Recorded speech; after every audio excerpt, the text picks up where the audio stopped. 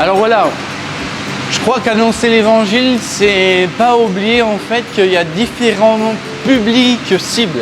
Et les enfants, c'est pas eux qui vont venir lorsqu'on fait des campagnes d'évangélisation dehors, etc. Bien sûr qu'ils peuvent être touchés, etc. Mais l'objectif, c'est quand même de leur proposer aussi des choses pour leur communiquer de l'amour et puis leur parler du message de l'évangile. Alors aujourd'hui, en fait, tout simplement, on a développé une fête de la vie pour annoncer l'évangile aux enfants. Donc ça nous a permis d'inviter les enfants qui fréquentent les mêmes écoles que nos enfants, les enfants de nos quartiers, les enfants qui sont pris en charge par divers programmes de l'église.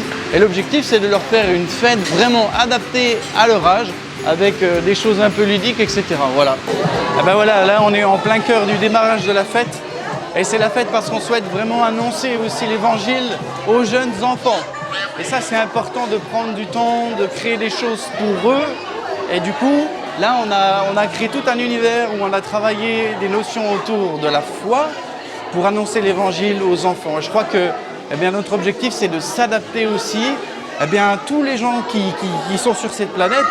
On pense souvent aux adultes, mais on oublie parfois trop souvent les enfants. Donc là, c'est vraiment une fête pour eux.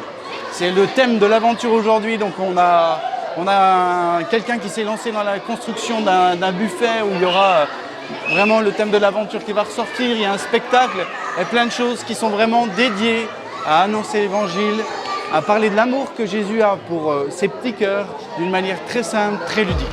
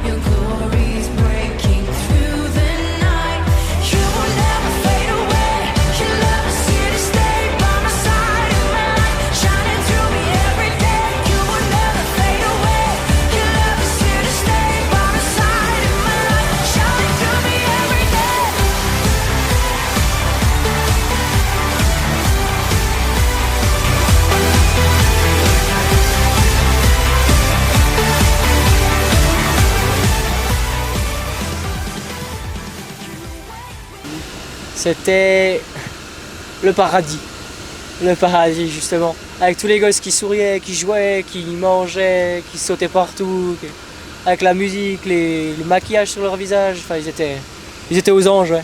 Ah, c'était vraiment le feu, quoi. Est-ce que tu crois que c'est cohérent de faire des fêtes comme ça pour les enfants?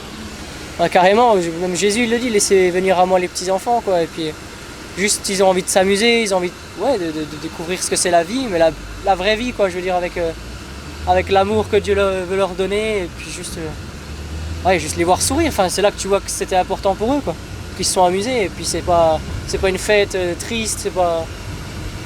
Ouais, je veux dire, c'est la joie, quoi, et c'est vraiment important, ouais, je pense.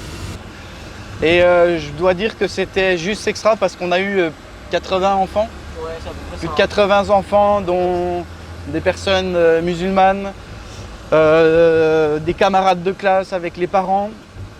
Et je crois vraiment qu'il y a eu de l'amour qui a été semé et c'est ça qu'il faut retenir. Alors oui, on est épuisé, mais il faut regarder à ce qui a été fait. Et je voudrais vous encourager à le faire sans hésiter, avec des petits moyens pour commencer. Peut-être que dans les images, on a vu pas mal de choses qui pourraient vous faire penser qu'il y a beaucoup de moyens, mais en fait, c'est beaucoup de la récup, du contact, du prêt, et vraiment très très peu de moyens financiers. Et je voudrais vraiment vous encourager à annoncer l'évangile aux enfants. Parce que les enfants ont besoin qu'on leur donne de l'amour, qu'on leur transmette déjà des valeurs de Dieu avec des petits spectacles et des petites choses comme ça. Comme on essaie vraiment, quand on organise une fête comme ça, de toucher le plus de personnes par l'évangile, on a prévu d'offrir un petit souvenir au monsieur qui nous a loué sa structure gonflable. Donc vous voyez, on peut vraiment annoncer l'évangile d'une manière simple. Le monsieur hier, il a été touché de voir qu'une église pouvait louer une structure comme ça. Eh bien, ce soir, on a prié pour lui et puis eh bien là, on va rendre la structure et puis on va encore semer quelque chose et on espère, voilà. Vous en avez combien alors? 80. C'est vrai? Ouais. Vous avez eu du coup? Ouais. Pas tous en même temps dans le château. Hein. Non, bah C'est là clair. on a fait la queue, il y avait une Par file. contre, ça a été galère, ouais. Alors, La queue pour pied, patient. 3, ouais. Et on aurait aimé prier pour vous. Est-ce que vous êtes OK qu'on puisse prier pour vous? Bah oui, Ouais. si vous voulez. Est-ce que vous auriez un besoin particulier? Bah, pas vraiment. Est-ce que vous avez la foi? Pas trop. Pas trop? Pas trop. Pourquoi? Malheureusement. Je sais pas, je pense que c'est le monde actuel qui fait que. C'est Ouais. pour ça. On peut prier pour vous là? Ouais, parce que c'est ce qu'on fait. Si vous voulez. Ouais. Pas de souci. Tu pries avec moi, Gaëtan? Oui. Eh ben Jésus, c'est comment votre prénom? Pierre. Pierre. Ah, Pierre, c'est sur toi que j'ai fondé mon église.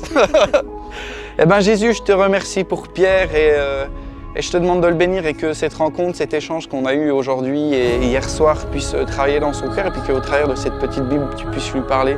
Et je te prie de bénir sa maison, son travail, son cœur, ses rencontres, sa vie émotionnelle, sentimentale, Jésus-Christ, et que eh ben, voilà, il puisse penser à toi et que tu puisses venir lui parler dans son cœur, Jésus-Christ. Bénis-le.